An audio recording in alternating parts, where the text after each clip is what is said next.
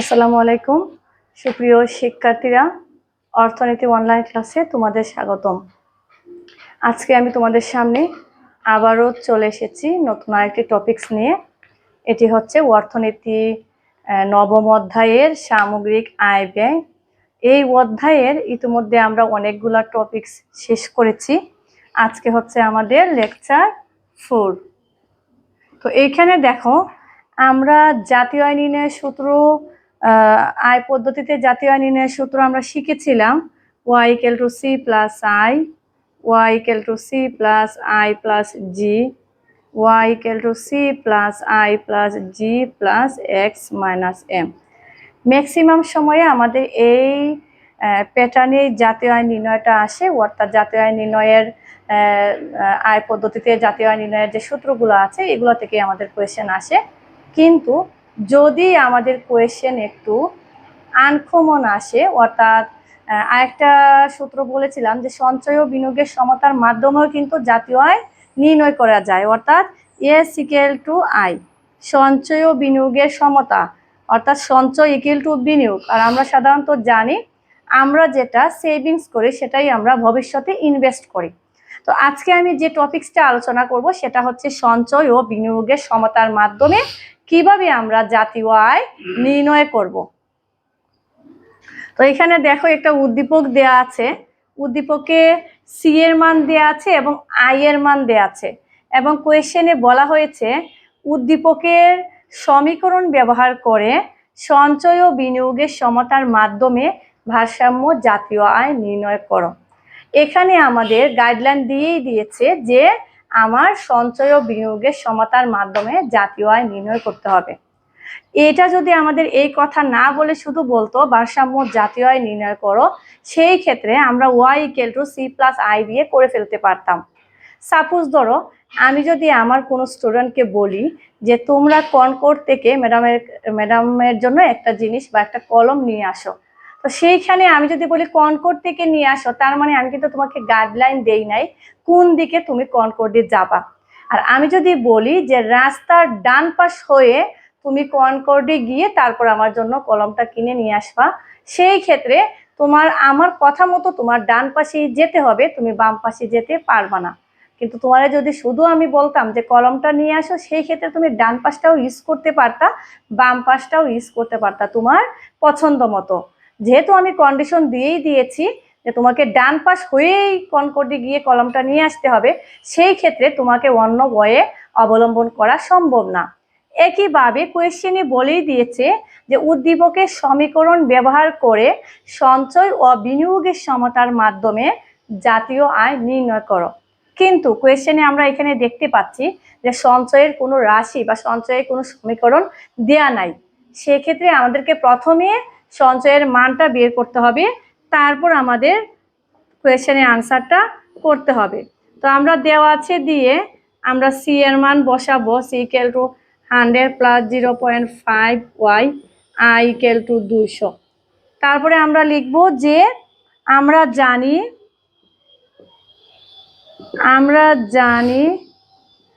s = y - c। এখানে আমরা সঞ্চয়ের মানটা যেহেতু আমাকে বের করতে হবে, তাইলে আমি কি দিয়ে দিলাম, s = y - c, অর্থাৎ আয় থেকে যদি আমার বুক ব্যয়টা বাদ দিয়ে দেই তাহলে যা অবশিষ্ট থাকে সেটাই হচ্ছে আমার সঞ্চয়। বা s = y এর মান, y তো y থাকবে, c এর মানটা বসাবো 100 + 0.5y। তো দেখো, এখানে y থেকে, y মানে 1y, y থেকে 0.5y চলে গেলে আমাদের থাকে 0.5y, 0.5y - 100। অতএব আমরা এখানে কি পেয়ে গেলাম, সঞ্চয়ের মান পেয়ে গেলাম। এখন আমরা সঞ্চয় ও বিনিয়োগের সমতার মাধ্যমে আমরা জাতীয় আয় নির্ণয় করব। আমরা জানি ভারসাম্য অবস্থায়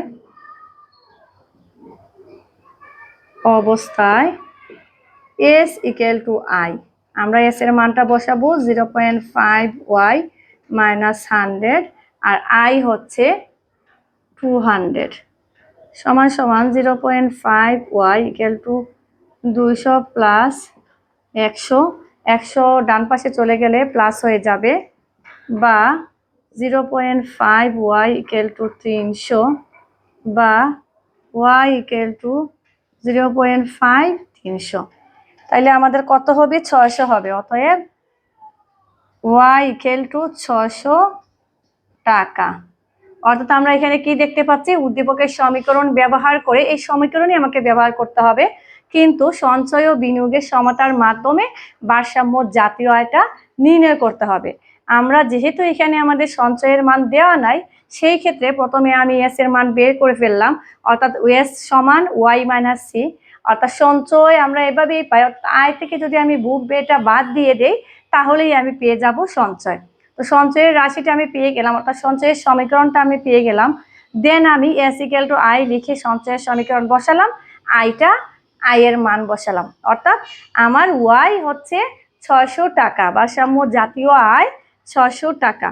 তো এইখানে আমাকে গাইডলাইন দিয়ে দিছে সঞ্চয় ও বিনিয়োগের সমতার মাধ্যমে, যার কারণে আমার এই সূত্রের মাধ্যমে মানটা বের করতে হয়েছে। যদি এখানে শুধু সঞ্চয়ের বিনিয়োগের কথা না বলে আমাদের বলতো ভারসাম্য, এই যে এতটুকু যদি না বলে উদ্দীপকের সমীকরণ ব্যবহার করে যদি বলতো ভারসাম্য জাতীয় আয় নির্ণয় করো, সেই ক্ষেত্রে আমাদের আনসারটা এরকম হইতো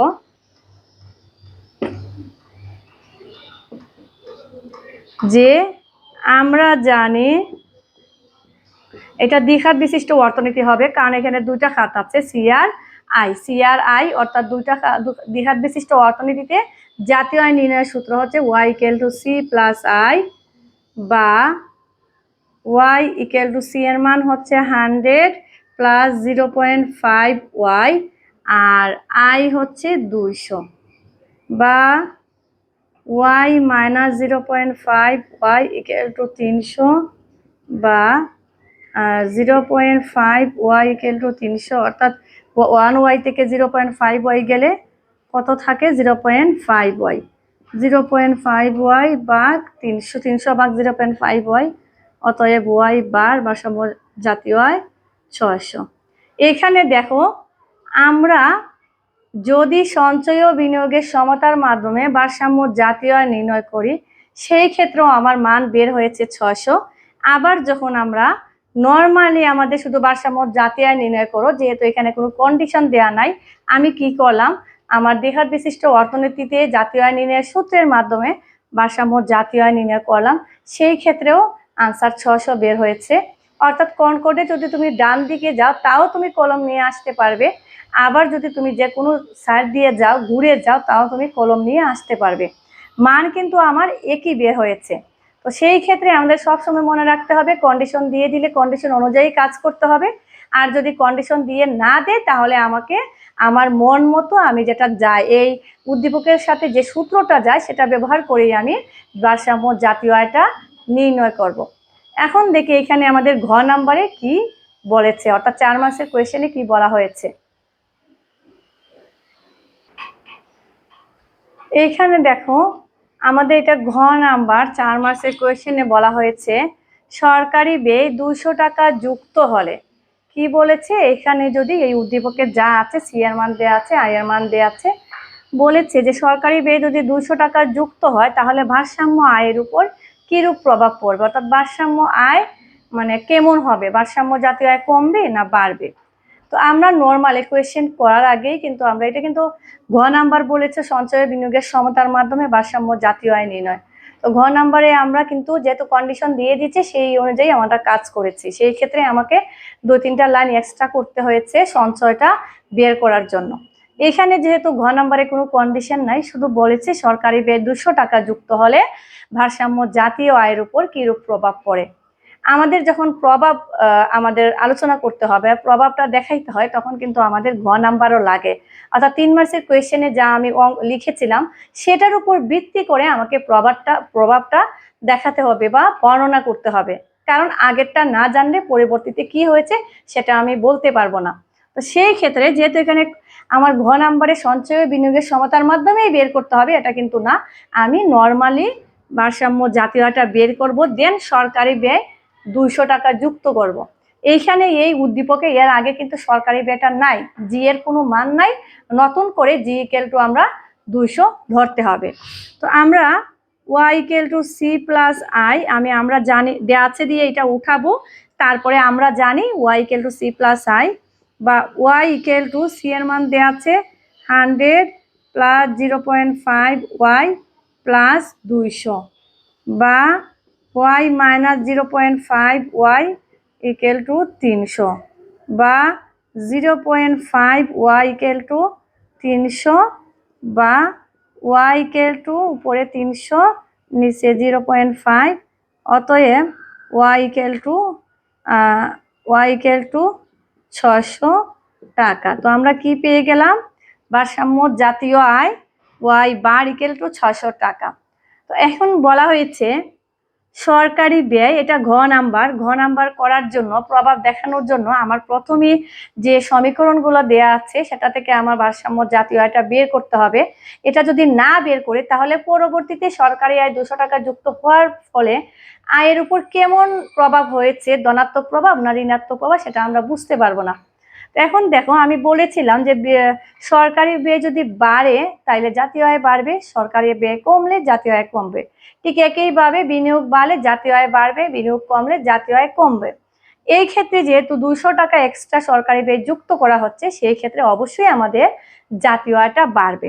তো আমরা কোয়েশ্চেনটা এইভাবে লিখব যে সরকারি ব্যয় 200 টাকা যুক্ত হলে জি ইকুয়াল টু 200 হবে। এক্ষেত্রে ভারসাম্য জাতীয় আয়, এক্ষেত্রে আমরা জানি কি, আমরা লিখবো যে এক্ষেত্রে ভারসাম্য জাতীয় আয়টা আমরা কিভাবে নির্ণয় করব। এটাকে আমরা লিখবো যে প্রথমে ভারসাম্য জাতীয় আয় ছিল 600 টাকা। তো এখন আমরা লিখবো যে ভারসাম্য জাতীয় আয়